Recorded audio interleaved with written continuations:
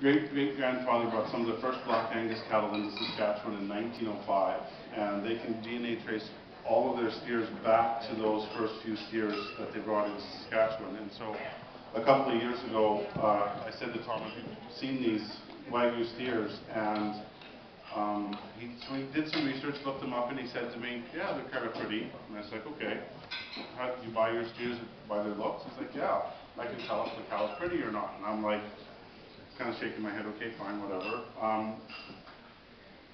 18 months goes by.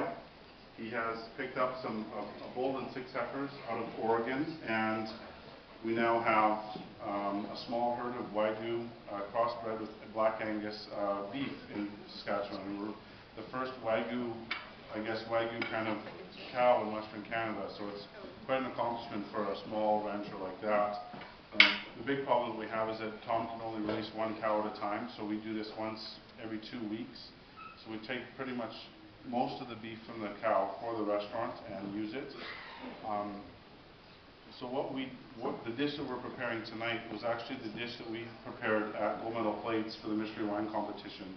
And the mystery wine that they have there is a La Stella Fortissimo, which is a fantastic Italian version of the Bordeaux blend that they do in southern BC. And it screwed every chef up there.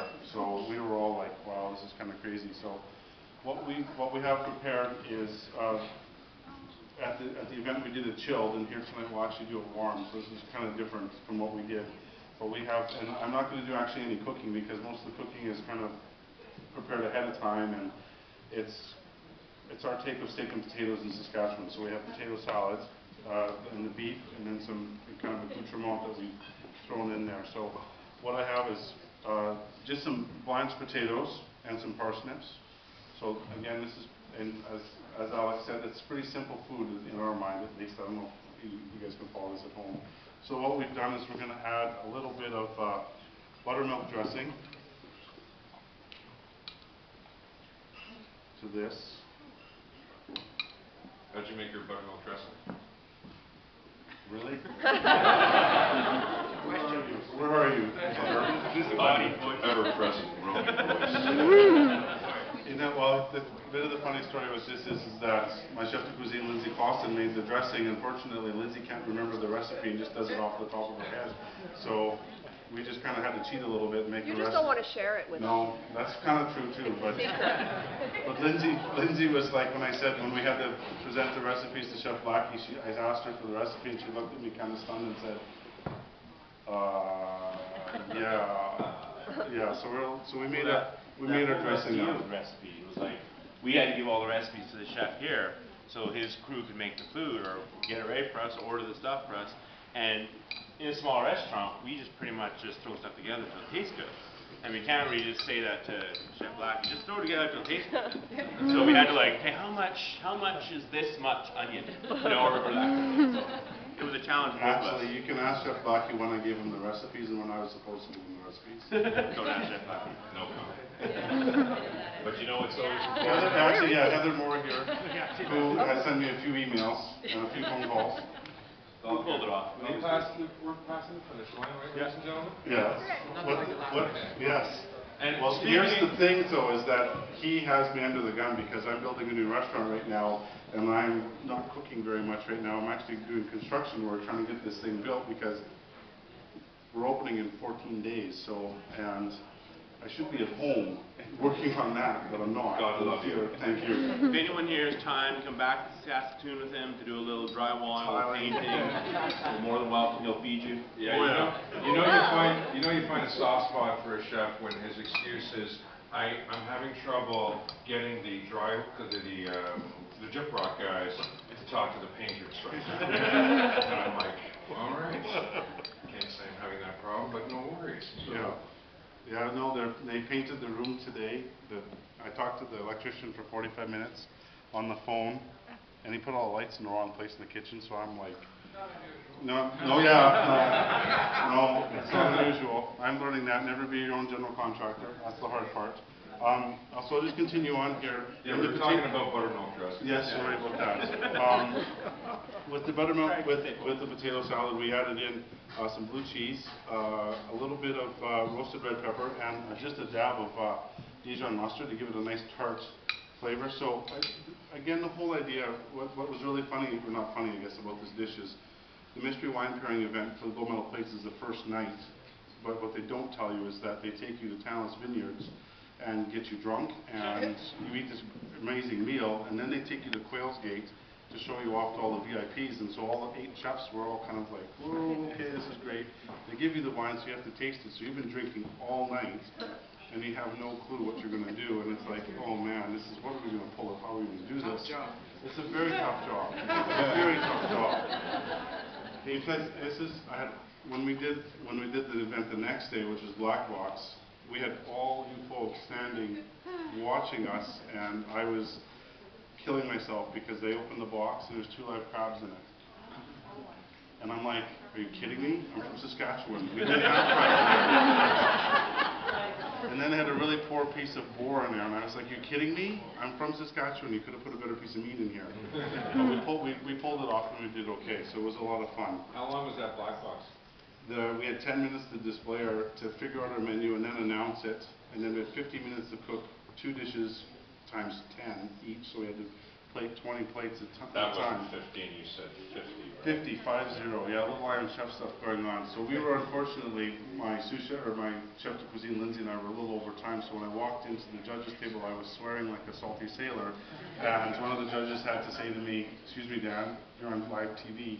And I turned to the camera and I said, I'm from Saskatchewan, so they have to suck it up. So it was a little like, oh darn. So that's what Chef Blackie said to me tonight, is please cut the F-bombs out. So. Well, it's hard for chefs, right? When we're standing on the line and the hot oil of the deep fryer splats on your arm, of course you're going to think of something nasty to say. Yes. Because the intent in our career, I don't know about you, Dan, but I didn't get into this business to get burnt every day. Nope. I got into the business to preferably not burn food and just make Well, great food. when I started cooking, I started cooking in 1994, and I was doing construction work at the time and doing my apprenticeship as a carpenter, and my 2 roommates who were master's students, one in kinesiology and one in engineering, who thought ramen was a good noodle dish, and I was like, oh my god, you guys are killing me. I want to eat some good food, and so I went to Safeway to get groceries and started picking up Bon Appetit and learned how to cook like that, and then got extremely lucky by the provincial, or SIAST, our technical school, by telling me that I couldn't cook because we don't want you in the program because you're a carpenter. And I was like, okay, fine, whatever. I took my little letter to the government and I said, you're going to make me cook at some way, so I want to go to a private school. I went to Vancouver in '95, and that was just as Rob Feeney was opening up Lumiere, and Diva Temet in downtown Vancouver was opening up, and a lot of the kind of local BC food stuff was getting really, amping up in Vancouver. So a lot of the focus in food in Vancouver was incredible. So we, I think Blackie's telling me to hurry up. So, So what do you put in there? this is a roasted garlic aioli that you can't do with this spoon. No, oh yeah. And then we have. Dan, you have 36 minutes.